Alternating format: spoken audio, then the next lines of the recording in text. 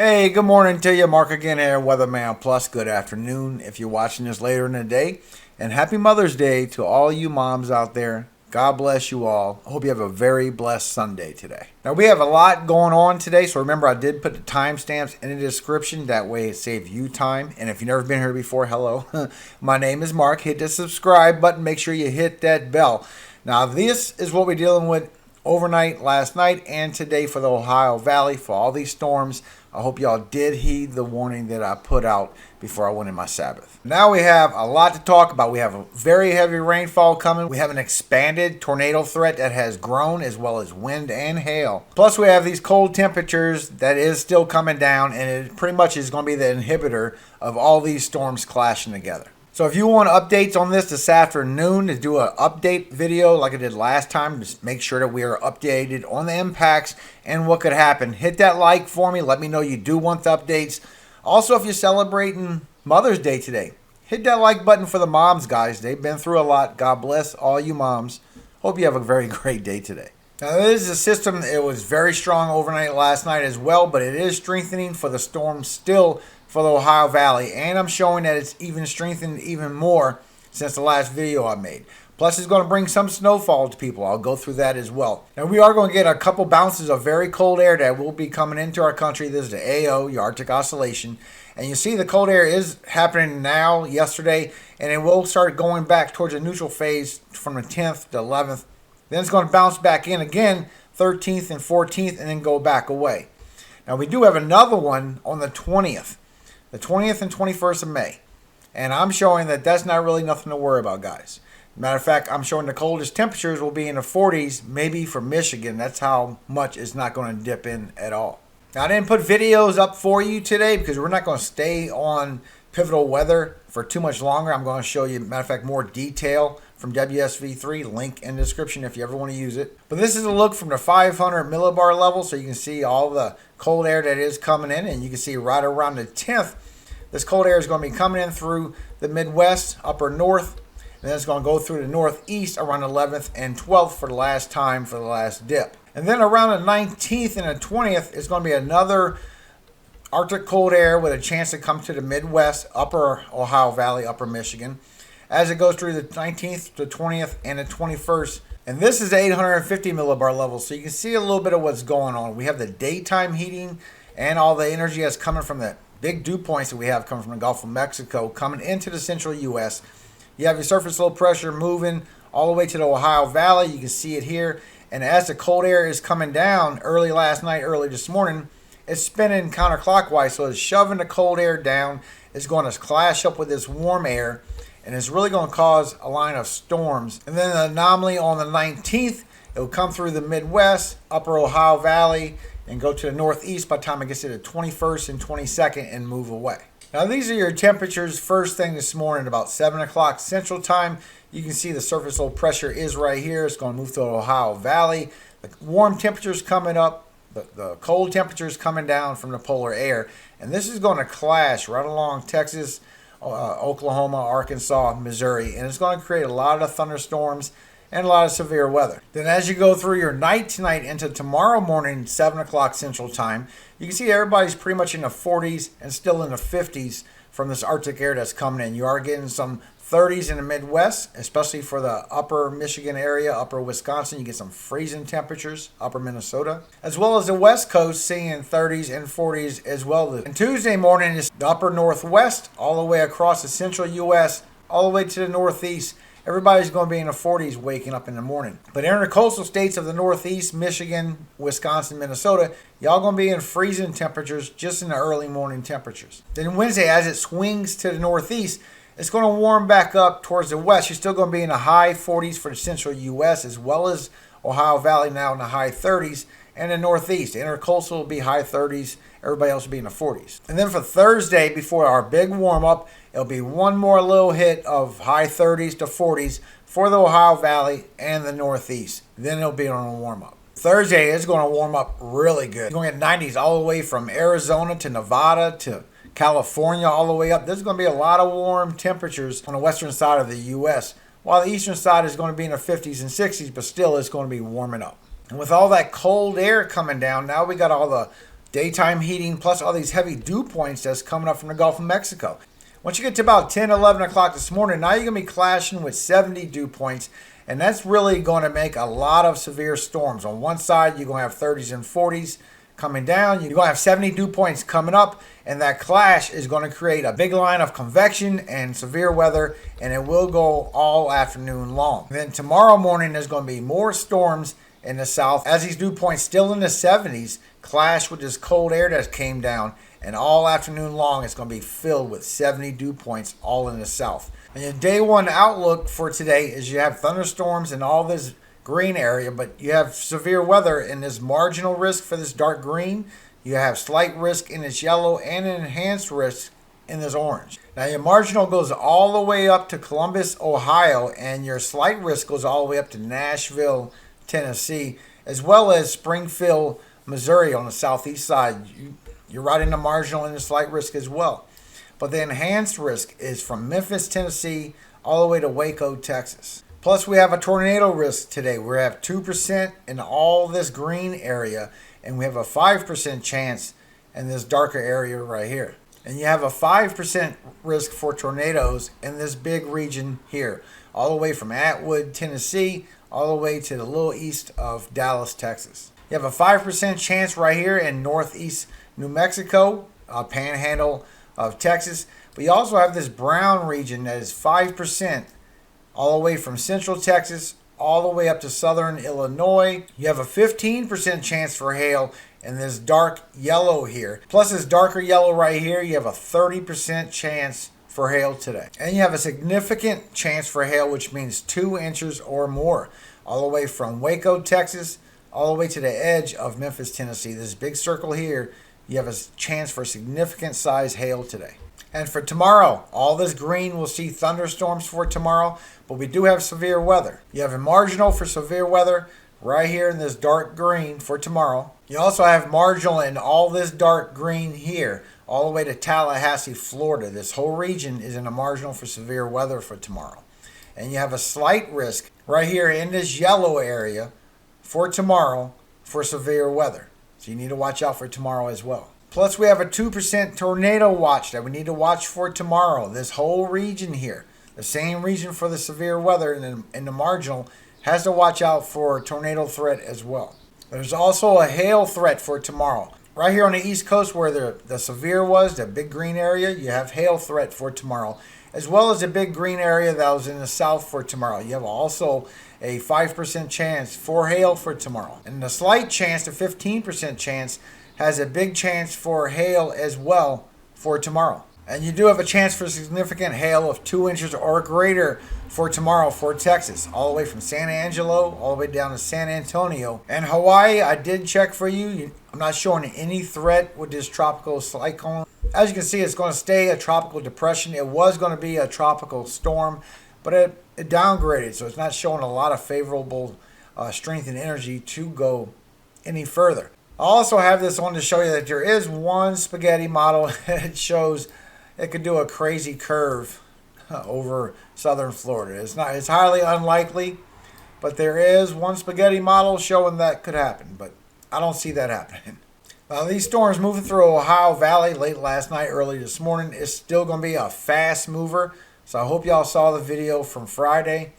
By the time you go through all the way this morning, and it is bringing a lot of energy with it. By 5, 6 o'clock, you already know this. This is hitting y'all overnight, early morning hours. Some people in upper Illinois, upper Indiana, Ohio, upper Pennsylvania will be seeing some snowfall as this system moves across. By noontime, it's going to be over Ohio and Pennsylvania, while it's going to be stretching some bands all the way to central U.S. and south, and I will show you that. But if you watch, once you hit noontime, it stays around northeast Ohio, Pennsylvania, western New York for a few hours. We're already at 5 o'clock, and you still have the storms brewing for the northeast. Then once you get to about 7 o'clock, you're going to start getting storms in Long Island. By 8, 9 o'clock, it's going to cover the whole place plus Connecticut, and it's going to continue into the northeast until later this afternoon. By 9 o'clock, now you hit Massachusetts, Connecticut, Long Island. Everybody is getting some thunderstorms until this moves through all the way till midnight, still affecting lower Vermont, New Hampshire, as it leaves by 2, 3 o'clock in the morning. Now this also will bring a lot of storms to the central U.S. today and the south later on this afternoon. By the time you hit 10 o'clock this morning, the bands are already reaching way down into Kentucky, into Tennessee, and you can see the line of storms that does move by with them all the way to about 4 o'clock this afternoon. It stays mostly around western Kentucky, western Tennessee, just multiple storms after storms. But if you look right around 6 or 7 o'clock, they get a nice straight line of storms that starts coming in. From that cold air starting to shove down, warm dew points shoving up, and it's just clashing together with a lot of heavy thunderstorms. There will be some hail that will be involved in these cells. And then about 9 o'clock tonight, these storms are going to come down into northern Mississippi, eastern Texas, and it's really going to affect a lot of people in the south all night long. This is going to be thunderstorms you're going to hear. Looks like the storm cell is moving straight towards Birmingham again. You just got it finished with some flooding. So Birmingham around 1 to 3 o'clock in the morning, you should be seeing some thunderstorms come through. And then here we go again at 6, 7 o'clock in the morning. The daytime heating is about to kick off, and so will these storms. There's a lot of instability. I'll show you that as well. 8, 9 o'clock in the morning, now it's starting to move through Mississippi and Alabama real good. And now it's going to start headed towards a possible location of Montgomery for tomorrow around 1 o'clock in the afternoon. Getting some serious thunderstorms passing through while you're getting some in between Jackson and Greenville in Mississippi. And these storms are going to stick around all the way to 2, 3 o'clock in the afternoon for Montgomery as you go through tomorrow afternoon. Now, as you look through your most unstable convective available potential energy, your Mu Cape, and you can see right here in all this white that it really signifies Arkansas and northeast Texas gets really good. But right when you get around 1, 2 o'clock this afternoon, it's going to blow up with a lot of Cape values. There's going to be some shear that's going to be happening all the way to about 8, 9 o'clock at night. So you need to watch out for that time because that's really going to be one of the strongest times. And then for tomorrow morning, for your southern threat that you have, right around 7 o'clock, 8 o'clock in the morning, it really gets a real high value of unstable, your most unstable Cape. And this is all the way till 2 p.m. And you're talking over 3,000 joules, over 3,600 everywhere. This is a lot of unstable Cape values, and this is why your storms will keep going all the way until 11 o'clock at night with a good possibility. This is going to be some very strong energy in the atmosphere, some very strong dew points in the 70s. So storm relative helicity does show you that where you get your updraft rotation at. And as you can see, the storm strengthened greatly from the video the other day. But at the same time, this will help me show you where the possibilities for tornadoes will be in the south. If you just look at the strong energy that is in the Ohio Valley as these thunderstorms pass, but it does go right over Long Island, Connecticut, Rhode Island with some very strong energy, as well as northern Pennsylvania and central New York right below Syracuse. So there will be some strong storms as this pushes off to the northeast and goes away. Now down in the south, it's not going to be that big of a scale of a storm system moving through, but still you can see where your updraft rotation is. And when you have a threat for wind shear and tornadoes with all the strong dew points that will be in their atmosphere, it'll be perfect for tornadoes to pop up.